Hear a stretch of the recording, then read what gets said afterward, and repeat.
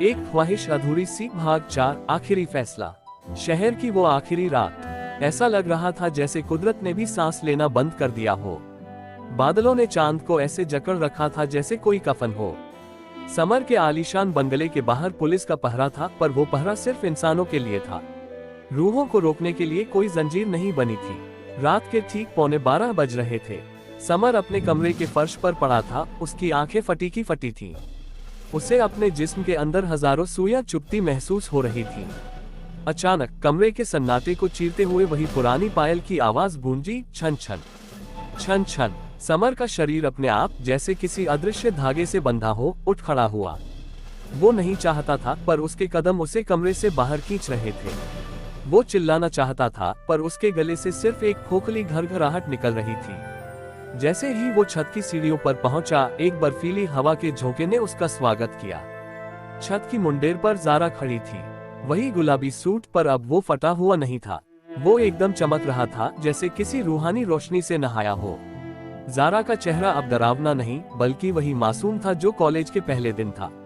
पर उसकी आंखों में वो मासूमियत नहीं, बल्कि मौत का गहरा और डार्क सन्नाटा था।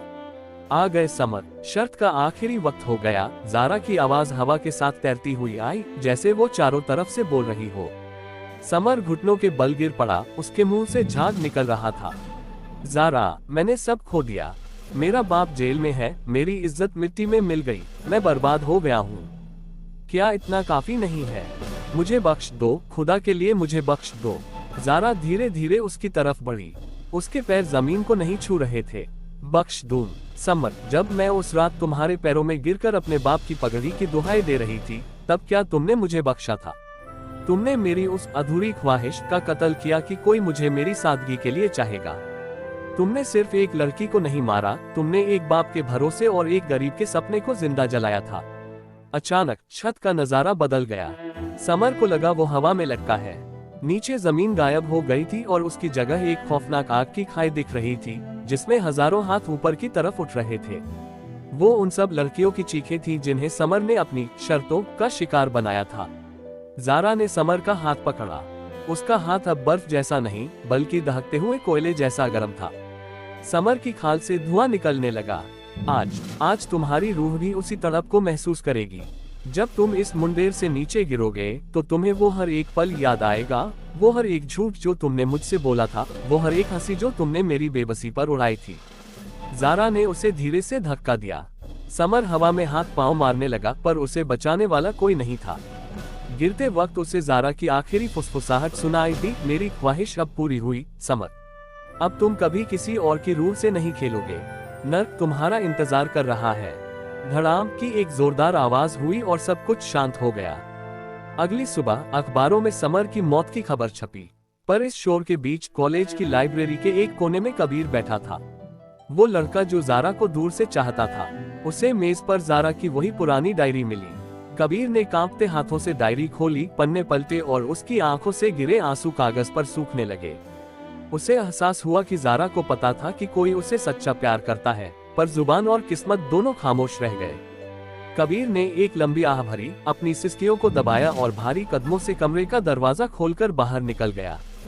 जैसे ही कबीर बाहर निकला और दरवाजा चू की आवाज के साथ बंद हुआ, कमरे में एक ठंडी बर्फीली हवा का झोंका खिड़की से अंदर आया।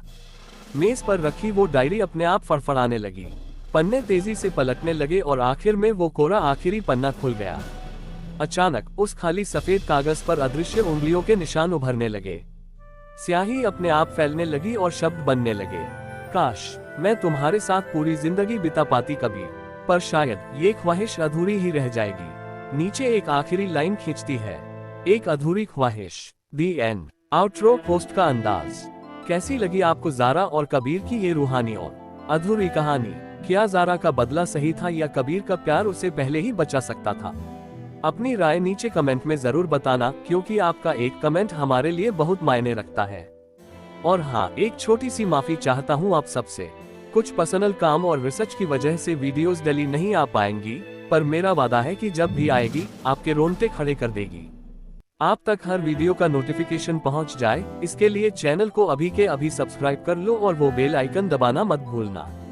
अब से हफ्ते की 1 या 2 दमदार वीडियो तो पक्की है, ये लिख कर ले लो। अपना प्यार ऐसे ही बनाए रखना। एजे आज फिर लौटेगा एक और अनसुलझे खौफ के साथ। तब तक के लिए सावधान रहें।